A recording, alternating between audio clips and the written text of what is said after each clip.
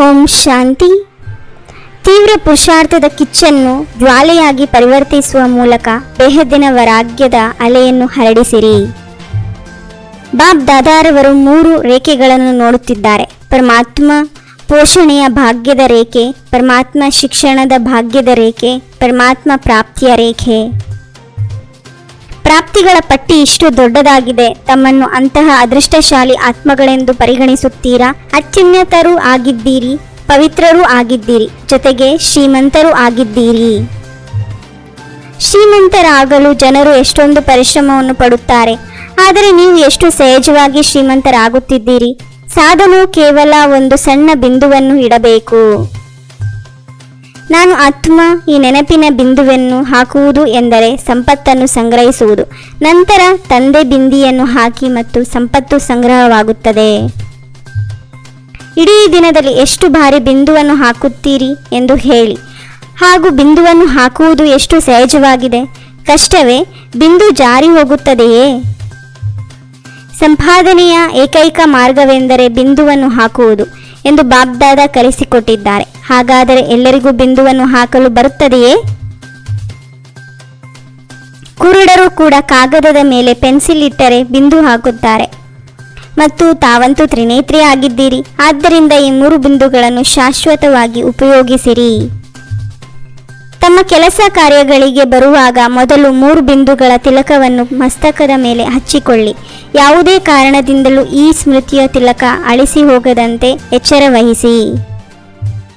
Bob ದಾದಾ ಮಕ್ಕಳ ಈ ಪ್ರೀತಿಯ ಮೇಲೆ ಬಲಿಹಾರಿಯಾಗುತ್ತಾರೆ.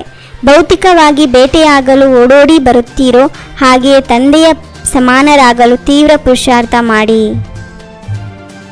ಮಿಲನದಲ್ಲಿ ಎಲ್ಲರೂ ತಮಗೆ ಮುಂದೆ ಕುಳಿತುಕೊಳ್ಳಲು ನಂಬರ್ ಸಿಗಬೇಕೆಂದು ಭಾವಿಸುತ್ತೀರಲ್ಲವೇ? ಹಿಂದೆ ಕುಳಿತುಕೊಂಡವರನ್ನು ಬಾಬ್ದಾದಾ ಯಾವಾಗಲೂ ತಮ್ಮ ದೃಷ್ಟಿಯಲ್ಲಿ ಇಟ್ಟುಕೊಂಡಿದ್ದಾರೆ. ಬಾಬ್ದಾದಾರಂತೂ ಮಕ್ಕಳನ್ನು ಒಂದು ಕ್ಷಣವೂ ಮರೆಯುವುದಿಲ್ಲ. ತಂದೆ ಒಬ್ಬರು ಮತ್ತು ಮಕ್ಕಳು ಅನೇಕರಿದ್ದಾರೆ, ಏಕೆಂದರೆ ಅಗಲಿ ಬಹಳ ಕಾಲದ ನಂತರ ಮರಳಿ ಸಿಕ್ಕಿರುವಿರಿ.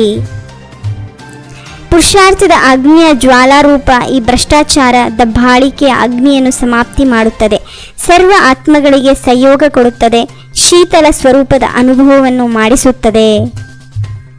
ಹೇಗೆ ನೆನಪಾರ್ಥದಲ್ಲಿ ಶಕ್ತಿಯರ ಶಕ್ತಿ ರೂಪ, ಮಹಾಶಕ್ತಿ ರೂಪ, ಸರ್ವಶಸ್ತ್ರಧಾರಿಯನ್ನಾಗಿ ತೋರಿಸುತ್ತಾರಲ್ಲವೇ? ಈಗ ಅದೇ ಮಹಾಶಕ್ತಿಯ ರೂಪವನ್ನು ಪ್ರತ್ಯಕ್ಷಗೊಳಿಸಿ. ತಾವು ಜ್ಞಾನಗಂಗೆಯರು. ಈಗ ಆತ್ಮಗಳನ್ನು ತಮ್ಮ ಜ್ಞಾನದ ಶೀತಲತೆಯ ಮೂಲಕ ಪಾಪಗಳ ಅಗ್ನಿಯಿಂದ ಮುಕ್ತರನ್ನಾಗಿ ಮಾಡಿ. ಇದು ವರ್ತಮಾನ ಸಮಯದ ಬ್ರಾಹ್ಮಣರ ಕರ್ತವ್ಯವಾಗಿದೆ. ತಾವು ವಾನಪ್ರಸ್ಥಿಗಳು. ಆದ್ದರಿಂದ ತಾವೆಲ್ಲರೂ ಕೂಡ ತಮ್ಮ ಸಮಯ ಹಾಗೂ ಶ್ರೇಷ್ಠ ಸಂಕಲ್ಪದ ಖಜಾನೆಗಳನ್ನು ಈಗ ಬೇರೆಯವರಿಗಾಗಿ ಉಪಯೋಗಿಸಿ. ತಮಗಾಗಿ ತಮ್ಮ ಸಮಯ ಸಂಕಲ್ಪಗಳನ್ನು ಕಡಿಮೆ ಬಳಸಿ. ಮಾಸ್ಟರ್ ಕೊಡುವವರಾಗಿ ಬ್ರಾಹ್ಮಣರಿಗೆ ಸಂಬಂಧ ಸಂಪರ್ಕದಲ್ಲಿ ಬರುವವರಿಗೆ ಏನನ್ನಾದರೂ ನಿಸ್ವಾರ್ಥರಾಗಿ ಖುಷಿ ಕೊಡಿ, ಶಾಂತಿ ಕೊಡಿ, ಆನಂದದ ಅನುಭವ ಮಾಡಿಸಿ, ಪ್ರೇಮದ ಅನುಭವ ಮಾಡಿಸಿ. ತಾವು ಮಾಸ್ಟರ್ ದಾತರ ಬಳಿಗೆ ಬಂದು ಬರಿಗೈಯಿಂದ ತೆರಳಬಾರದು.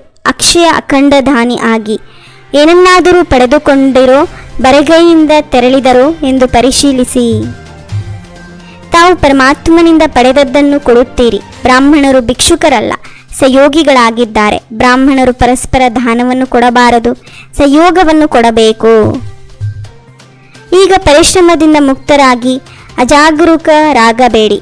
ಆರಾಮವಾಗಿ ನಿದ್ದೆ ಮಾಡೋಣ ಎಂದು ಯೋಚಿಸಬೇಡಿ. ಪರಿಶ್ರಮವನ್ನು ಪ್ರೀತಿಯಿಂದ ಕೊನೆಗೊಳಿಸಿ. ಏನು ಮಾಡಬೇಕೆಂದು ಅರ್ಥವಾಯಿತೇ? ಒಂದು ಕ್ಷಣದಲ್ಲಿ ಬಿಂದು ಸ್ವರೂಪರಾಗಿ ಮನಸ್ಸು ಬುದ್ಧಿಯನ್ನು ಏಕಾಗ್ರಗೊಳಿಸುವ ಅಭ್ಯಾಸವನ್ನು ಪದೇ ಪದೇ ಮಾಡಿ. ಓಂ ಶಾಂತಿ. 21 ಜನ್ಮಕ್ಕಾಗಿ 21 ಪರಮಾತ್ಮನ ಮಹಾವಾಕ್ಯವನ್ನು ಆಲಿಸಿ.